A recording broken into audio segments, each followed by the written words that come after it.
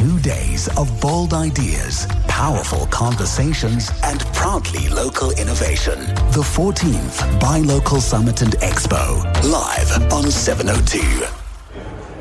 It's 12 minutes before 10 o'clock. This is the 702 Open Line. We're live at the Sandton Convention Centre, where the 14th edition of the Buy Local Summit and Expo is taking place. This is really a summit that shines the spotlight on the sectors that carry an impact on our economy, on job creation as well. Joining me now in our makeshift studio is MaKhumalo Ngidi, who is the Chief Marketing and Communications Officer at Proudly South African. Happy, great to chat to you. Good morning. Good morning. Good morning to you and the listeners. So this is the 14th year of the Buy Local Summit. What has the summit been able to achieve so far?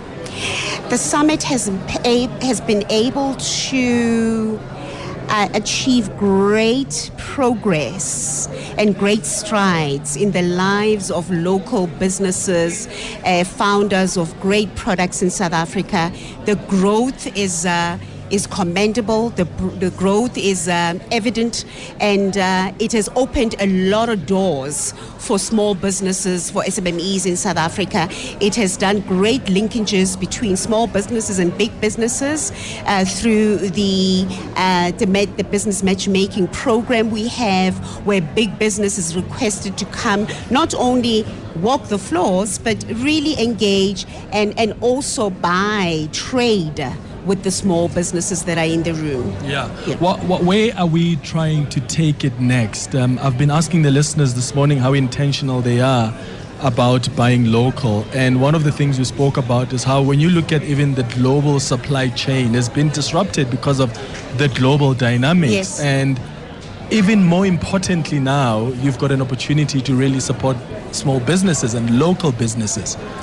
And pay attention to localization. Yeah. Localization is going to be a saving grace. In fact, it reminds me of the COVID era, where we in the absence of imports and exports, we were still okay as a people. In terms of the things that we critically needed to be able to survive. And so what we are hoping to do with the growth of the Summit and Expo is to take it to a space where we can heavily rely on locally manufactured products, whatever happens in the world, because we don't know what tomorrow has in store for us as an economy. Yeah. And so we're hoping to take it to a place where we can be, confident, and we can survive with what we can manufacture locally as South Africa. Yeah.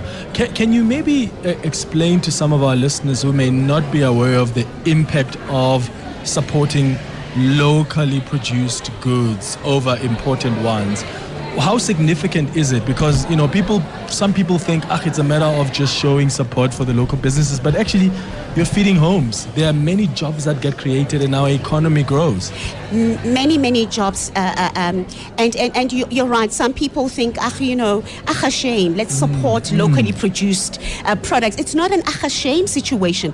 It's a situation where we are incredibly proud to showcase what it is we do as a country, and we can showcase this globally without feeling apologetic about it. And also just to remind listeners that when you and I make a conscious decision to make our purchasing decision in favor of local products, you are essentially assisting and helping in creating one more job or sustaining the very jobs that we can't afford to lose, and contributing to the value chain and to the ecosystem of any industry that you may be supporting, whether it's furniture, whether it's FMCG, whether it's beverage industry, whether it's automotive, whatever it is that is made, that is locally manufactured. Yeah. One of the things that South Africans often raise is that yes, we want to support the local businesses, but the price is often the deciding factor. Yes. So how do you convince shoppers that buying local is worth it? And I know there's an argument about someone is really willing to go pay 20,000 rand for a bag manufactured in America or in Europe. Yeah. But when you are here, you want to complain about a bag that is 10,000 rand. Yes. That is equally good. Absolutely, if not better. If not better. If not better.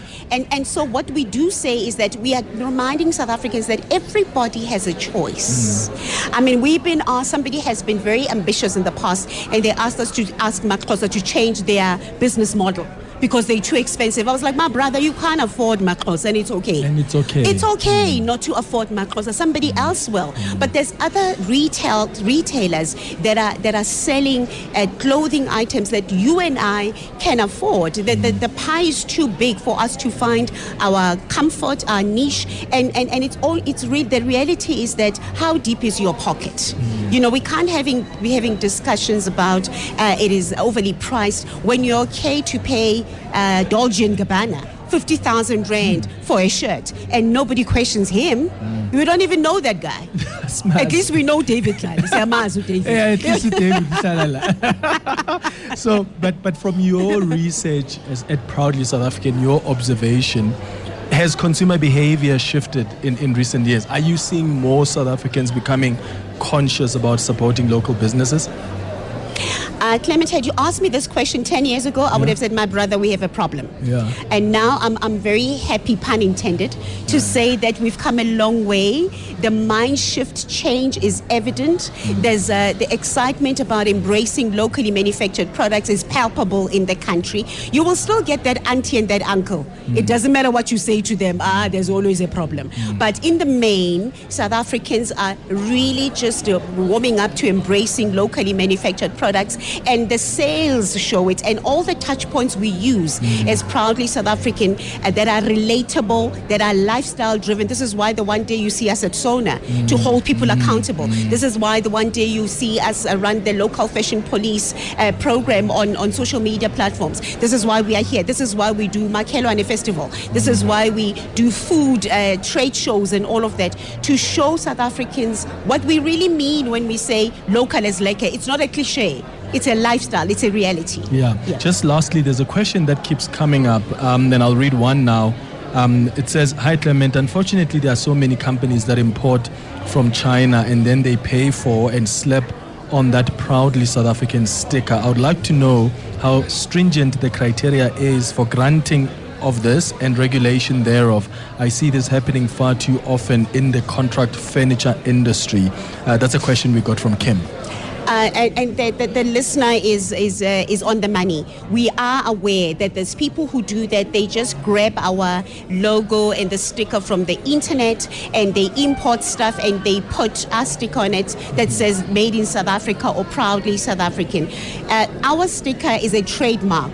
We have a responsibility to play the police. So what we do encourage people to do is that when you come across that kind of somebody being naughty and doing that, tell on them. We will then engage them. In fact, what we do, we don't fight people, because at times people don't know. They do it, because they don't know. At times people take chances. They do know, and they'll take a chance. And we engage them and we say, come and join the movement. This is the process to follow. We're very strict with criteria. We look at local content. We look at quality. We look at environmental standards and labor laws. Do you conform to all of that? Then you can join the campaign and you have carte blanche to use then the logo on your marketing material. I see.